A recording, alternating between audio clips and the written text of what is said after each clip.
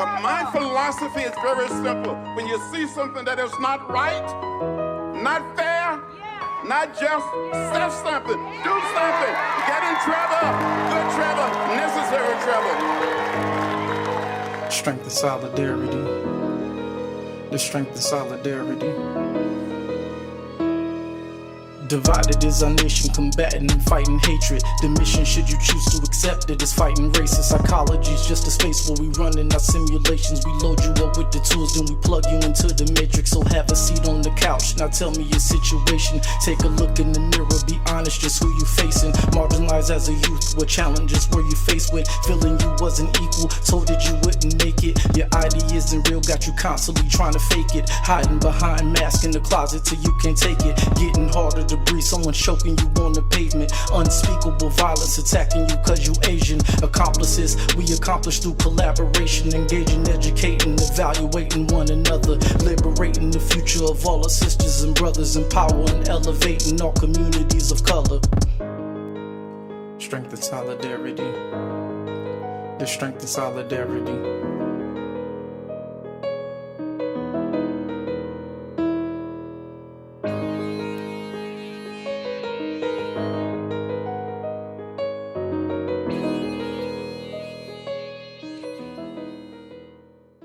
The Strength and Solidarity podcast is a conversational piece that invites scholars, community activists, leaders, artists, and entrepreneurs to discuss their work as accomplices in cultivating cross-racial ethnic solidarity. Hosted and produced by Pooja Mami Dana and Dr. Dana Demanari, our podcast team also includes our podcast interns, Alexis Rios and Petra Zabroga. The Strength and Solidarity podcast strives to engage, educate, evaluate, and empower communities of color one episode at a time. Welcome back to the Strength and Solidarity podcast, Season 2. We are so excited to have you on this journey with us for Season 2. Our guests for Season 2 include professionals beyond the field of psychology, such as musicians, artists, spiritual healers, and such. Our guest for today features Dwayne Jackson, also known as Deeslyrics. Dwayne is a single father of a 17-year-old son. He grew up in the Midwest by way of Chicago and Madison, Wisconsin. Early on, he fell in love with both sports and music and grew to be very good in both as a young man. After high school, he joined the Army and became a biomedical technician, where he had an opportunity to work all over the world. The Army presented a completely different set of challenges and ultimately prompted him to look into gaining further education in the field of psychology and management because of the leadership and motivational aspects needed. In 2010, he started a bachelor's program in psychology and then moved on to a master's of business before entering into a marriage and family therapy program. Currently, he works at UCSF Benny Hoff Children's Hospital, Oakland, as the Chief of Clinical Technologies, where he's responsible for the division of the hospitals that manages biomedical engineering, cybersecurity, asset management, clinical systems, contract management, and project management. Additionally, he owns a record label, Shattered Dream, where he produces and creates music. He is obviously the mastermind behind our podcast introductory song. So let's welcome Dwayne to our first episode of Season 2. Hi, Dwayne. Thank you so much for being here on our podcast today, Strength and Solidarity, with Dr. Donna and I. We're so happy to have you here. Thanks for having me. Hi, Dwayne. Welcome. Thank you. So we're just going to begin, and we'd like our listeners to know if you could tell us about your journey and your chosen career path. Yeah, so I'm originally from Chicago, and I kind of started my career out in military service. So After graduating high school, I joined the Army Reserves, and there I became a biomedical technician. And and throughout the years, I've kind of grown, um, got more education, and currently I'm the chief of clinical technology at UCSF Children's Hospital Oakland. So it's been very interesting, between that and then going to school for things that are completely outside of the scope of that work, such as psychology. Computer science is kind of in there, but I've also gone to school for business and some other things. So that's kind of where I am now. Nice. How long were you in the military for again? I'm still in. Ah, I'm in the inactive reserves now these days, so I don't have any obligations that I have to do like on a monthly or uh, mm, annual basis. But it's been 19 years for me now. wow. It's a long time. Yeah, kind So of so date. you have so you have many different professions, right? Like a biomedical engineer, you're in the army, and you're also into the music business. So what kind of got you into these many different routes that you're of professions that you're part of? Yeah, well, I think people they really have like lots of masks. And as you grow and you started to go through different parts of life, some of those things become more and more important to you. Music is something I started very young. It's like a first love. um, a lot of times sports is first, and then, as you get older and you start to be able to put together things, influences kind of get a hold of you. And so I started music probably around 12 years old. And it was just a neighborhood group. We kind of got together, it's like five of us, and we started writing music. And then from there it kind of became more than a hobby. Of course now it's a business, but I've always done music. No matter what job I've had or what school I was going to, the music was always consistent. So that's kind of how it started for me. So, for our listeners who don't know, Dwayne is actually the individual who created our music for our podcast. And it's such a wonderful, kind of introduction to the podcast. I'm just wondering, like, what inspired you and what were your creative inspirations for your music, not just for the podcast, but in general? I think I love the creativity that music kind of gives you, the ability to tap into. Um, you can do a song about one thing one moment and completely something else in a different light. And I think a lot of times, if you're interested in sort of the sport of music, because we always look at it not just as music, but as a competitive sport. um, you challenge yourself to be able to sort of tap into a lot of different things in, as it relates to music, whether that's the lyrics themselves, um, or the topics that you can touch on, or the different genres that you can kind of tap into.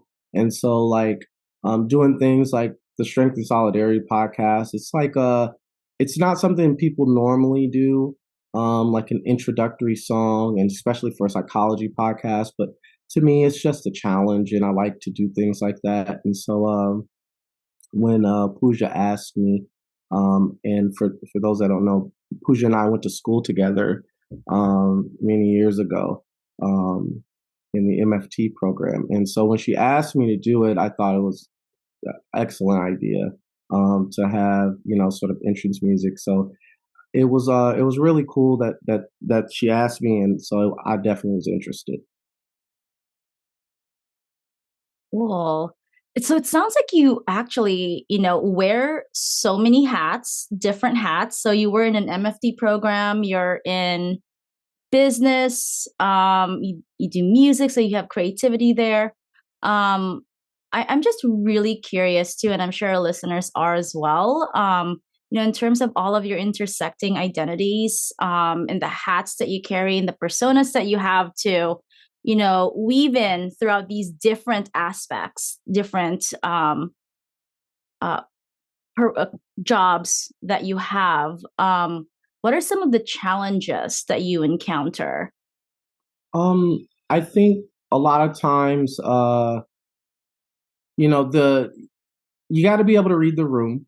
And so a lot of times who you're able to portray in those moments, they really matter for sort of the success of whatever it is you're trying to accomplish. So like for instance, as my normal day job where I'm a chief of clinical technologies, it's very much a business operations job. I wear a suit and tie to work every day. Um, I, hang out with the C-suite all day, and I run, a division of the hospital where, I have, tons of employees and responsibilities, and so the person that I have to be, in that role is just much different than, a music producer or rapper um, or anything else. So it's really important to be able to sort of dive into those roles like an actor would. And it's not so much that you're acting, it's just that you have very different people, and personalities that you can tap into. And I think all of them are a part of you. And so it's just important that you're able to do them all and move between them fluidly. Um, and so just some of the challenges have been constantly having to prove yourself. Part of that goes to like your diversity and getting through those barriers, but you're constantly trying to prove yourself to people. The changing environment around you sometimes make you have to reprove yourself. And so that's one of the many challenges I've had, especially being in the roles that I've been in.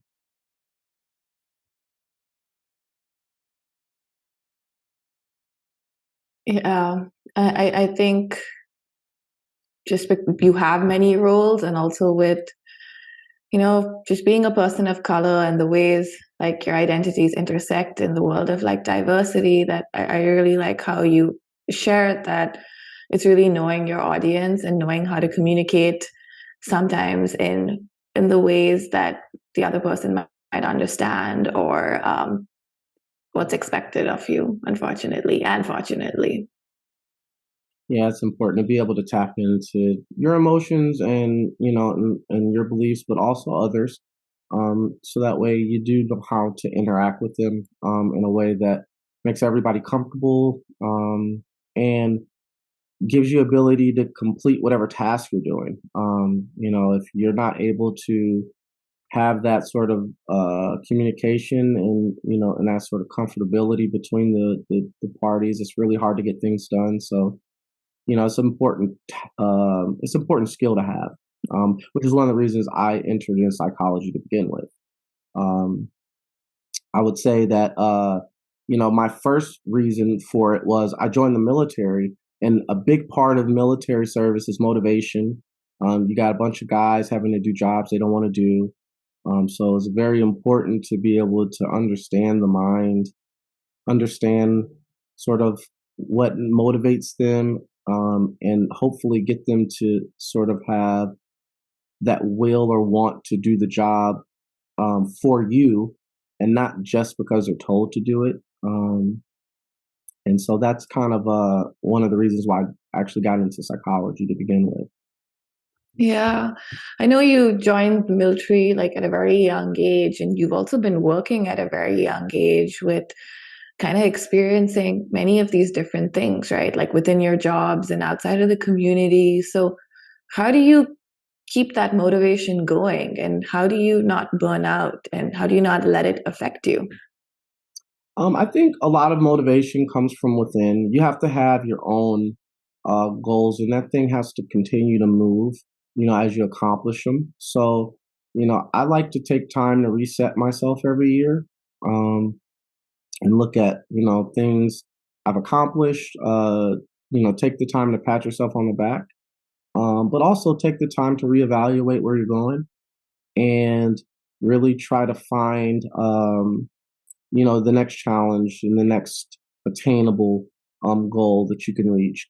And so it always will give you something to strive for in that regard. Um, and I think, I always tell people you kind of have to have purpose. Otherwise, life it kind of will just seem so monotonous. So you need purpose. And so reevaluating your situation can help you better understand what your purpose is, or if you have it, so that way how to move next. So I know that you're a music producer. Is there any particular genre of music that you do? I mean, I personally write a lot of music. So Mm. I write a lot of hip hop and R&B music, but as far as production is concerned, all genres of music. We do, jazz and funk and all kinds of alternative music. Like, so we do all kinds of production wise, just a vast amount of genres of music. But creation wise, for me personally, my music has always been in the space of hip hop and R&B. I do a lot of writing and recording myself. So what inspires you to, write particular lyrics in your songs? I think you can get inspiration really from anywhere. You can turn on the TV and see something you like or don't like, and you just go in the booth and you put it on paper, and you may hear a song or an instrumental that tells you what to write about. A lot of times, that's what happens. Is like some of my songs are really just created based on listening to a tune and having it take me in a direction, um, that I'm like, okay, this sounds good for this particular beat. And so sometimes it's completely random. But sometimes, it's very purposeful, like your soundtrack, where, you know, she says, hey, I need a song, and, we're doing a psychology podcast, and I'm like, okay, well, I need some details. I need data. Okay, let me get a mission and vision statement. Let me get these details. And then you go in and you kind of really are very purposeful about the words that you say in it. And so inspiration can come from anywhere. Yeah, very, very purposeful for you, but like for when we listen to it and when the team listen to it, I mean, your words have so much power, and we also really appreciate how, just in that 1 minute song, you have spoken about so many different issues that, we continue to deal with. And I think you have such a beautiful way in using your voice in engaging in social justice advocacy, not just, for the music that you produced for our podcast, but even like other songs that I've heard you compose and produce, and just what you do in the world. Yeah, I think, if you have a responsibility, if you have a voice, to use it. It's important that you two are doing this. There's somebody that this is going to help. Maybe not this episode, but one of your many episodes, right? That this might help them better understand themselves, or understand their circumstances, or understand the people that they're dealing with. So it's important that if you have a voice, that you use it. And I think with those words, you can do a lot if you're purposeful with them. They're very important, and so you just got to be mindful of that. Writing songs are easy. It's not as hard as it looks. It just takes practice, like any other job. But there are levels to songwriting, and so it was important knowing that for an intro song you got a minute, that you got to get all of this content in there, so that way somebody can take something from it. So it's very important that in this particular instance that, we're really purposeful trying to send the message that you guys wanted to portray. It's also very empowering, I have to add, when I listened to the clip of the song that you created, it was very empowering. It was so inspiring as well. So even though you mentioned that this episode may not be helpful, like that song was very inspiring, and we talked about it in our task force that, the members of the task force, how it really honed in on the message that we wanted to convey to our audience. And this episode is very, very important because you're the first guest of our season 2 series of our podcast. And, as Dr. Donna shared, I think we're very purposeful in each guest that we bring on to our podcast and wanting to just highlight, their voice and the work that they do. So we believe every episode that we have and every guest that we have is important and meaningful, not just to us, but even to what we put out there. And I like how you said, you have to use our voice, and, the members of the task force and Dr. Donna and I, and like I've shared this with you offline, Dwayne, is how are we getting in like good trouble, right? Like necessary trouble. And I feel like that's kind of what you've instilled in me from when I met you when I was very young, when we did go to school together, and to where we are at this day.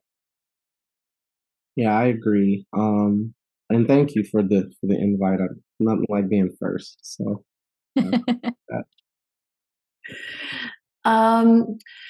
So, we also kind of want to understand how do you think music can help in, empowering our community, right? And especially also like the Black community and other minoritized communities. Can you kind of share with our listeners, like, what is it that you do, and just like in the larger space? Yeah, so I think it's well documented that music is tied to people's emotions. If you just are walking down the street and can you turn your favorite song on, it changes how you feel about the walk. If you're working out, working out is hard, right? But there's nothing like your favorite song, you turn on and to motivate you. Or when you're just laying in bed at night and you just want to relax yourself, your favorite song. So I think music has a way of penetrating people and providing some sort of emotional connection. And if you're responsible with it, you can do more than just touch people's emotion. You can teach, you can give them something, you can sort of arm them with knowledge. And I think that's one of the things that's kind of cool about being creative in the space is that, you may be able to say some things that people would never know about because they're not going to go out and search that data. But if you put it in a song, it may reach them. And so you have an opportunity every time you lay down some music to provide information and messaging and, and ultimately give them an ability to understand you as the artist and understand, the message that you're trying to portray. And that can come in the form of, an upbeat, song or a really slow song. It doesn't matter. So that's what's cool about music is it can do that in so many ways and you don't even know it's happening to you. Yeah, I like how you're speaking to, I mean, if you really just think about it, like music is also very universal, right? It doesn't matter like what race, ethnicity, culture, like diversity you might identify with, but there is that universality that exists within music and amongst many different cultures. And you kind of reminded me of this memory where when I was in school back in India, I was in the 8th grade, and one of my English teachers we had actually an assignment, and she played "Where Is the Love" by Black Eyed Peas, that song. And she turned us listening into that song into like writing a whole paper on it, but in an English language class. And like, how do you use like rhetoric writing, and how do you talk about like your feelings and emotions and things like that. And after hearing you kind of share this right now and me having this memory, what I've actually also been thinking about is I'm a TA for my intercultural awareness development class at my university. And I've actually been telling my professor who teaches the class that when we start off the year in fall semester, I actually want to use our podcast intro song as something in that manner to make the students listen to it and kind of have a discussion on what comes up, right? Because teaching methods just don't have to be like a presentation or students reading a particular chapter and coming and talking about it. Like, teaching methods can also change into bringing a podcast in, bringing music in, and having a creative and like discussion process and learning through that. Yeah, that's important because I think we all know that everybody doesn't learn the same. So it's important to be able to have variety in your teaching. So that way you make sure you reach all your students. Everyone has an opportunity to learn the way that they're best able to. So yeah, I do think that for some people, music is a great way of finding out information. And so, everybody's not able to message well in music. So there's no question that there's plenty of music that may or may not do anything for, as far as the message is concerned. But some of the really good artists, they're really able to do that. And the Black Eyed Peas are one of them. They're very good. So absolutely. Yeah. Is that how you're making good necessary trouble, Dwayne, is through your music? I do it through a lot of ways. Music is one of them. I'm very into sort of mentorship throughout my professional career. So I do a lot of teaching at my hospital, a lot of mentorship. We do a lot of training, so I do a lot of that as well. And then really just trying to be a great friend and family member and representative of the various parts of your life. They really allow you to do some of that, sort of that good trouble. Yeah. I like how you definitely are all of those. I've witnessed you mentor me and be a good friend, and just also witnessed you do that in like different spaces in your career. And something that I've always been very inspired and have sought inspiration in my life also is just how passionate and dedicated you are in the things that you do. So thank you for everything that you do. And I know I'm going to be switching gears back a little bit, but I also like how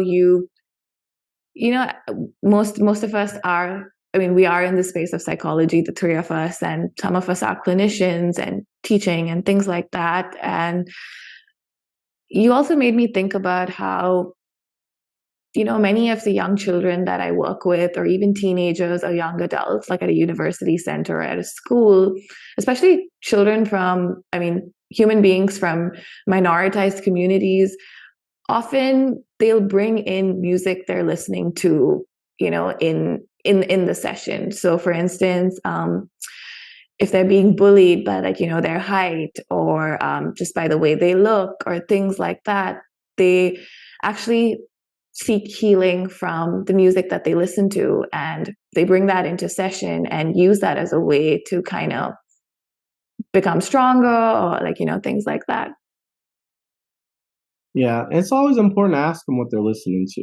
It kind of gives you some insight, and it's a great place to start a connection. A lot of times is hey, what are you listening to?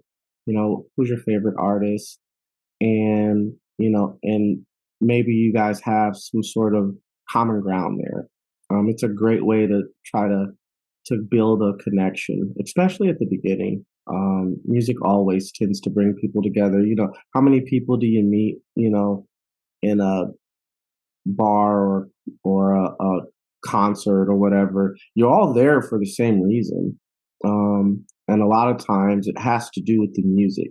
That usually is the deciding factor of which location you go to, which concert you go to. And so you already have something in common. So it's a great starting place, just for conversation and connectivity. Yeah. So we kind of want to understand, what do you think are the steps we need to see in the field or just in our community to see more cross-racial ethnic solidarity to be better accomplices in this world? Um, I would, so I guess to start, from sort of a clinician space, as somebody who was going through program, I think one of the things both you and I notice is that the method in which we teach folks, and the examples that we're able to provide, they're very dated. I think a lot of times, um, we really, I think the field could benefit from sort of updated materials.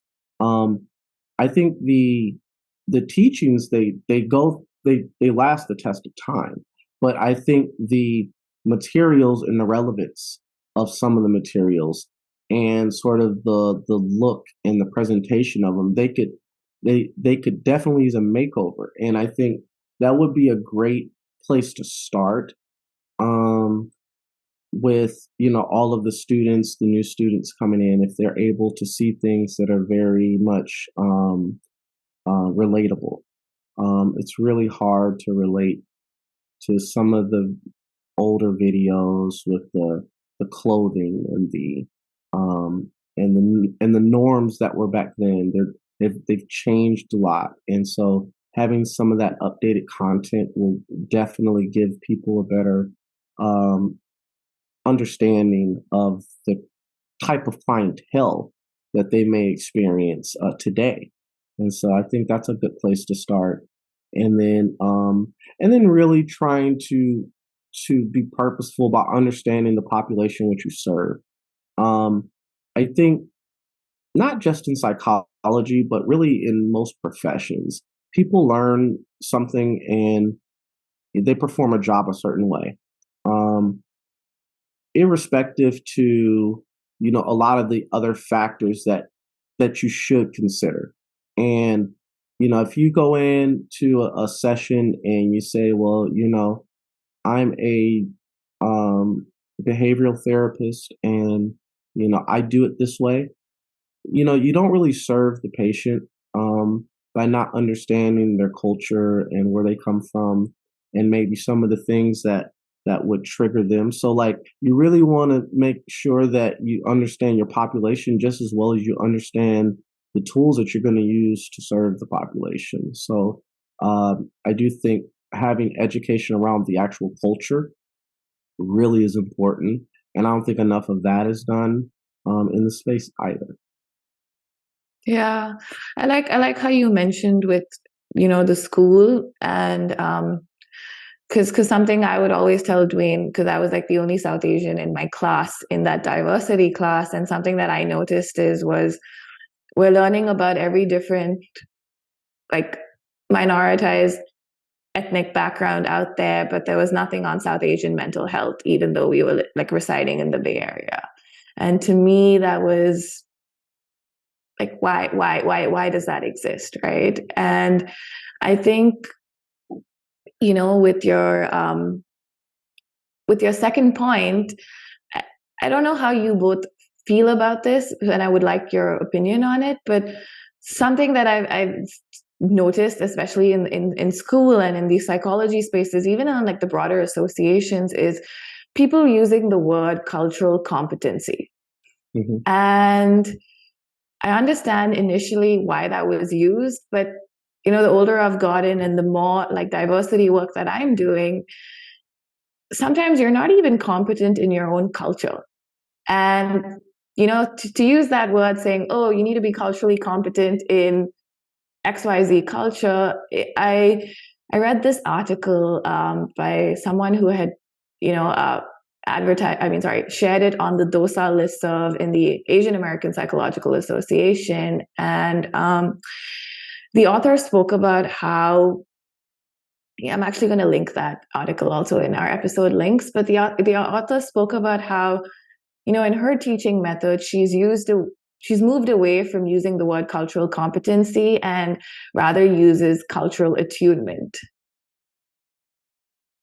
Yeah, I think cultural competency, competency in itself is kind of a weird word because in professional sense, competency has ranges. It's not like yes, it's not a yes or no thing. It's not like you're competent or you're not competent. There's levels to competency, and I think even within your culture, competency is based on your experience. You could grow up really rich and have no kind of, not be in touch with anybody who's poor in your same culture, and have no idea of kind of what they've gone through. So, like, cultural competency, I think, is really more so about understanding the experiences,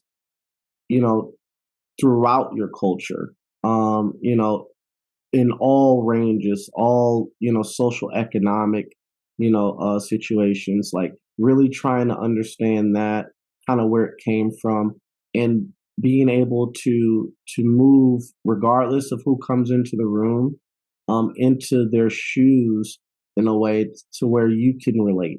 And I don't think people spend enough time doing that. It's really hard to, because it takes a lot of work to do that. Like, it's no question, like, for you to understand the African American culture, like, you really had to go through some things. You had to talk to some people. You have to have some friends. Like, you have to have some sort of way to get that information. And so you're not just going to get it in an office.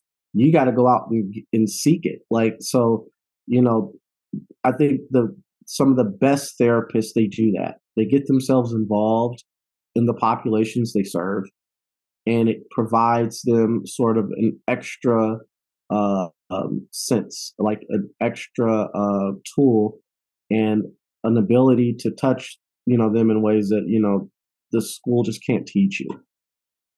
Yeah, I completely agree that cultural competency is definitely hard work. And even if a person knows a lot about a particular culture, let's say for a particular race or ethnicity, right? Even within that particular race or ethnicity, there are variations that one person cannot possibly know everything in their lifetime, because there's a lot of intersecting issues there too, like gender, sexual orientation, socioeconomic status. There's so many that you're right. It's almost like it's this goal that you want to achieve, but it's almost like you're setting yourself up for failure that you cannot achieve. Yeah. I actually had a friend who was moving here from Australia, and she wanted to start a business. And part of it, when you come from another country, a lot of times, if you just take, your view, right, as an American, and you say, well, I'm going to go to India, or I'm going to go, to Ecuador, you instantly put all of those people in like one really big box. And if you've never been to America, you don't understand how large America is, and culturally how large America is. Like, we're not the same, from north, south, east to west, like, at all. So, like, even understanding geographically, your cultures, like, there's a lot of work to be done, in cultural competency And so, yeah, it's definitely not something that's easy to do, and requires constant, you know, updating. So is that kind of what you told your friend who is moving, like about? Yeah, I had to explain to her, like, listen, it doesn't work the way you conceptually thought it was going to work, and and you really need as much information as you can, especially starting a business, because you'll fail really quickly by not doing your homework. And so, um, I told her she really needed to take the time to come here Yeah, first, understand, yeah, where you're moving to, the market, like, how business works here. We're yeah, very much set up different. Being capitalist is very different, um, than sort of their way in Australia, where they sort of have this industry set up with jobs and things, and it's regulated by the government and that kind of thing. yeah. Yeah, I'm hoping that, the field and the community, because language is so important, right? Like we've spoken about how language is not just important in the way you communicate with the ways your identities intersect and the different jobs you hold and your role in the society, but also like how you use that through your music. And I'm hoping that we move away from saying cultural competency and, use terms like cultural sensitivity or cultural like humility or even cultural attunement, because at the end of the day, even someone from that own culture is not like, you might have some understanding, but it's wrong to say that you're competent in all these other things. Yeah, I like to just reset myself and act as if I don't know anything, Yeah.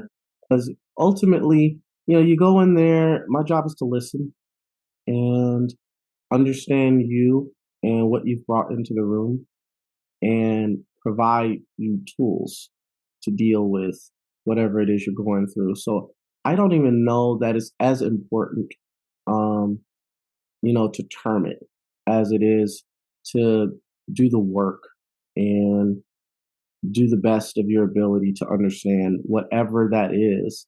I think it's important. Wise words, Dwayne.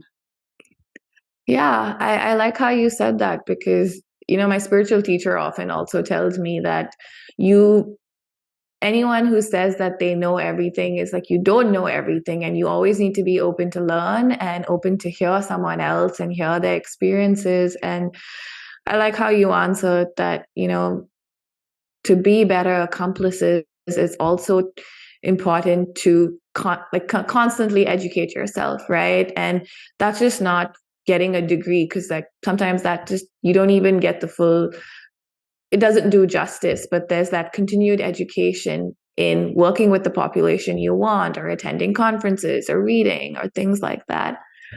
So we do have one more question left for you. Okay. And in thinking about all the life experiences that you've had so far, what would you have told your younger self? What words of wisdom would you like to share, with the younger generation or just anyone listening to our podcast, and something you would wish you told yourself at different stages in your life when you were younger? I think I would tell myself, you really have to strive for happiness, and and a lot of times you may not know exactly what it is you want to do, but you usually know what makes you feel good, what makes you happy. And sometimes that might be starting a business, and sometimes that might be going to college. Sometimes that's just gaining a better social circle. You hang out with people who bring you down, like that doesn't help you. So I really think that happiness should be what you're striving to do, and that can move you in a lot of directions. And so, but if you're always looking for that, I think you'll tend to make better decisions. So long as the things that make you happy are not harmful to you, as a person or your body, I think you'll always tend to do the things and you'll have no regrets. When I do music, it makes me happy. So when I bought a house, I said, well, I have to have a place for my studio.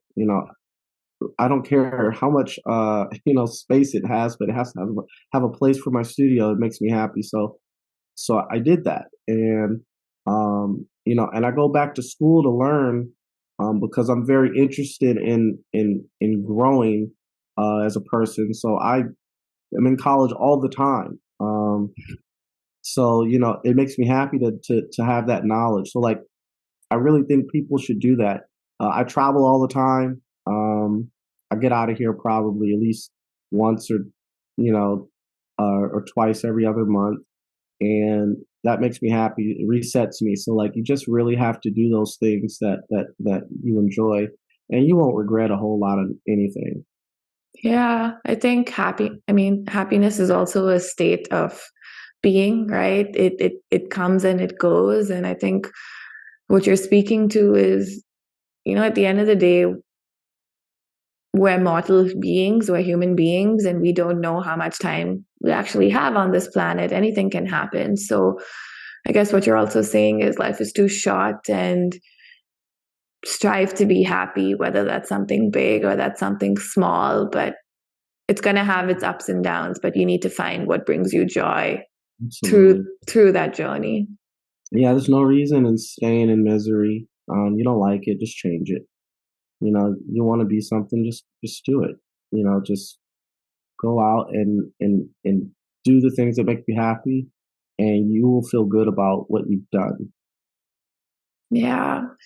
Well, thank you so much for everything that you've done just for the community and everything that you've done for us with this podcast. We are so grateful for you, and just thank you for being here today too and sharing more of your wisdom with us.